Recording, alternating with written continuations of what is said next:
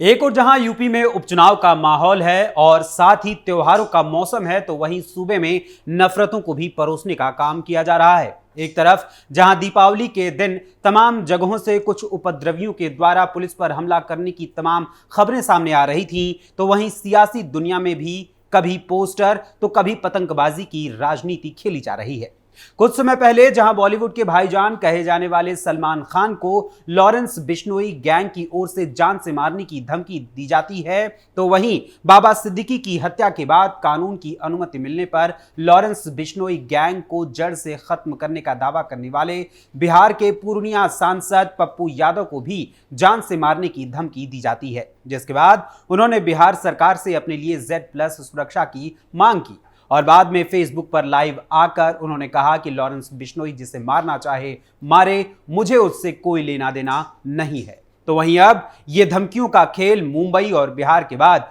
UP में भी दस्तक दे चुका है और इसके निशाने पर सूबे के मुखिया योगी आदित्यनाथ हैं।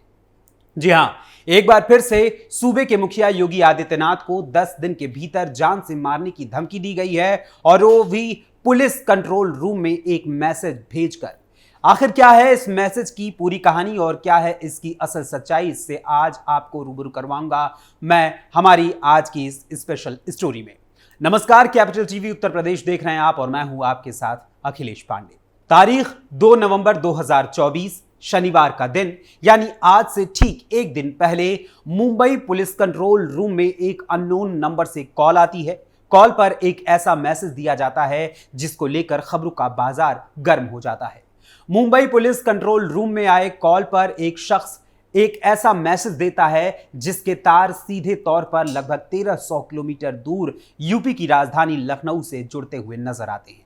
इस कॉल में मैसेज दिया जाता है कि अगर 10 दिनों के भीतर सीएम योगी आदित्यनाथ मुख्यमंत्री पद से इस्तीफा नहीं देते हैं तो उनका भी वही हाल होगा जो कि बाबा सिद्दीकी का किया गया था। कुछ मीडिया रिपोर्ट्स के मुताबिक मुंबई पुलिस के कंट्रोल सेल को एक अज्ञात नंबर से बीती शाम कॉल आई थी जिसमें यह कहा गया कि अगर योगी ने 10 दिन के अंदर यूपी के मुख्यमंत्री पद से इस्तीफा नहीं दिया तो हम उन्हें बाबा सिद्दीकी के जैसे ही मार डालेंगे। सीएम योगी को लेकर दी गई इस धमकी को लेकर फौरन हरकत में आई मुंबई पुलिस ने यूपी पुलिस कंट्रोल रूम से कांटेक्ट किया और इसके बाद उन्हें इस धमकी के बारे में पूरी विस्तार से जानकारी दी। वहीं खुद मुंबई पुलिस भी कॉल पर धमकी देने वाले तक पहुंचने की कोशिश में लग गई और सूबे की पुलिस भी इसकी पूरी बारीकी से जांच करते हुए अलर्ट मोड पर तैयार हो गई। एक और जहां कल यानी शनिवार की शाम मुंबई पुलिस के पास सीएम योगी को लेकर आई ये धमकी भरी कॉल, तो वहीं आपको बता दूं कि सीएम योगी को इस कॉल से पहले भी कई बार धमकियां मिल चुकी हैं। ये कोई पहली बार नहीं मिली यह धमकी, बल्कि इससे पहले भी कई बार सीएम योगी को जान से मारने की धमकी दी जा चुकी है। आखिर सीएम योगी को कब कब जान से मारने की धमकी अब तक मिल चुकी है, इस बारे में मैं आपको विस्तार से बताऊंगा, लेकिन उससे पहले बता दूं कि आखिर जिस धमकी में सीएम योगी आदित्यनाथ का बाबा सिद्दीकी जैसा हाल करने की बात कही गई है, उन बाबा सिद्दीकी के साथ क्या हुआ था। 12 अक्टूबर 2024 को दशहरे का दिन था और जगह थी मुंबई का बांद्रा इलाका, जहां एनसीपी नेता बाबा सिद्दीकी अपने बेटे जिशान सिद्दीकी के ऑफिस के बाहर निकले ही थे कि अचानक उन पर ताबड़तोड़ गोलियों की बौछार होने लगी, जिसमें से 6 गोलियां उन्हें लगी। इसके बाद उन्हें घायल अवस्था में लीलावती हॉस्पिटल ले जाया गया, लेकिन वहां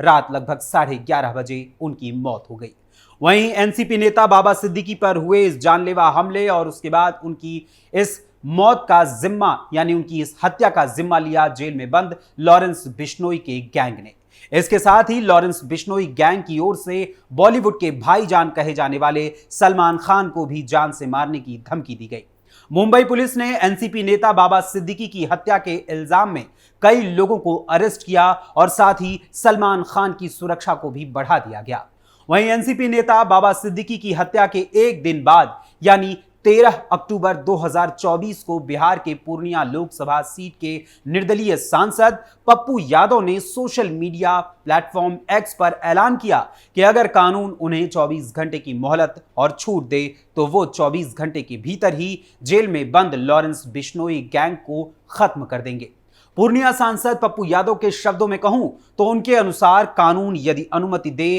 तो 24 घंटे में इस लॉरेंस बिश्नोई जैसे 2 टके के अपराधी के पूरे नेटवर्क को खत्म कर दूंगा। इसके बाद पप्पू यादव झारखंड में चुनाव प्रचार करते हुए मुंबई जाते हैं और फिर वहां से वापस बिहार लौटते हैं कि उन्हें एक अनजान नंबर से कॉल आता है और उन्हें जान से मारने की धमकी दी जाती है, जिसके बाद सांसद पप्पू यादव बिहार सरकार से यह गुहार लगाते हैं कि उनकी जान की रक्षा के लिए Z+ की सुरक्षा उन्हें दी जाए। इसके बाद एक रोज फेसबुक लाइव आकर पप्पू यादव कहते हैं कि उनकी किसी से निजी दुश्मनी नहीं है, लेकिन उन्होंने साथ ही यह भी कहा कि उनके जीवन में डर की कोई गुंजाइश नहीं है। फिर आगे पप्पू यादव ने कहा कि लॉरेंस को मुझे मारना हो आए और मुझे मार दे, मैं आपको रोक नहीं रहा हूं। जो लोग मेरी आलोचना करते हैं कि मैं डर रहा हूं या डर गया हूं, तो भैया मुझे मरवा दीजिए। मैं चाहता हूं कि जल्दी मरूं, मुझे जल्दी मरवा दीजिए ताकि हिंदुस्तान से सच गायब हो जाए। और साथ ही पप्पू यादव ने उस लाइव वीडियो में यह भी कहा कि लॉरेंस बिश्नोई सलमान खान को मारे या किसी और को, मेरा किसी से कोई लेना देना नहीं है। हालांकि इस धमकी भरे कॉल के आने के बाद, जो पप्पू यादव को कॉल आया था, उसके बाद दिल्ली से पुलिस ने एक आरोपी को हिरासत में ले लिया है। एक और जहां पहले बाबा सिद्दीकी की हत्या की जाती है, फिर सलमान खान और उसके बाद पूर्णिया सांसद पप्पू यादव को धमकी दी जाती है, तो वहीं अब सीएम योगी को भी जान से मारने की धमकी दी गई है, जिसके बारे में मैंने आपको पहले भी बता दिया। लेकिन आपको यह बता दूं कि इस बार मिली धमकी के अलावा भी सीएम योगी को पहले भी जान से मारने की धमकी कई बार दी जा चुकी है। मीडिया रिपोर्ट्स के मुताबिक सीएम योगी को साल 2020 से अब तक कुल 8 बार जान से मारने की धमकी मिल चुकी है।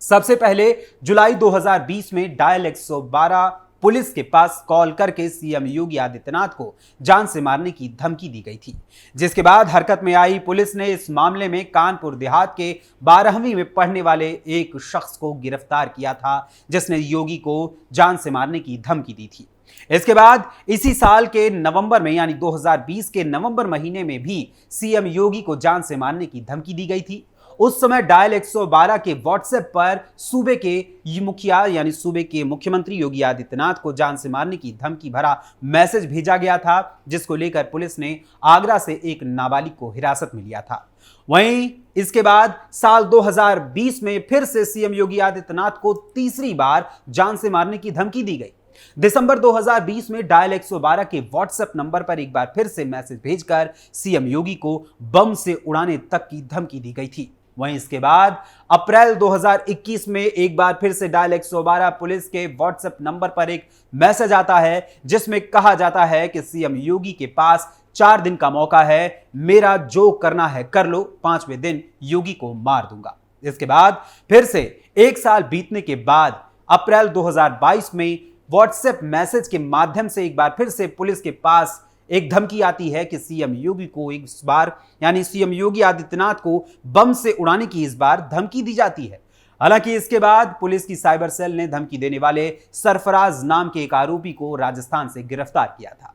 इसके बाद आगे धमकी देने वाला साल आता है 2024, जिसमें सीएम योगी को इस बार मिली धमकी से पहले भी 2 बार जान से मारने की धमकी मिल चुकी है। जनवरी 2024 में आतंकी पन्नू ने वॉइस मैसेज भेजकर अयोध्या में गिरफ्तार 3 आतंकियों को न छोड़ने पर सीएम योगी आदित्यनाथ को जान से मारने की धमकी दी थी। इसके बाद मार्च 2024 में एक बार फिर से सीएम योगी को बम से उड़ाने की धमकी मिली थी। वहीं पुलिस मुख्यालय में तैनात हेड कांस्टेबल के सरकारी नंबर पर कॉल के जरिए यह धमकी दी गई थी। वहीं अब तक सीएम योगी को मारने के लिए कई बार धमकियां दी जा चुकी हैं, जिसके बारे में आपको मैंने बताया। लेकिन सीएम योगी को इस बार मुंबई पुलिस कंट्रोल रूम में फोन कॉल कर जान से मारने की जो धमकी दी गई है, इस मामले में अब मुंबई पुलिस ने अपनी तेजी दिखाते हुए योगी को जान से मारने की धमकी देने वाली फातिमा नाम की एक महिला को गिरफ्तार किया है, जिसने बाबा सिद्दीकी जैसा हाल सीएम योगी का करने की धमकी दी थी।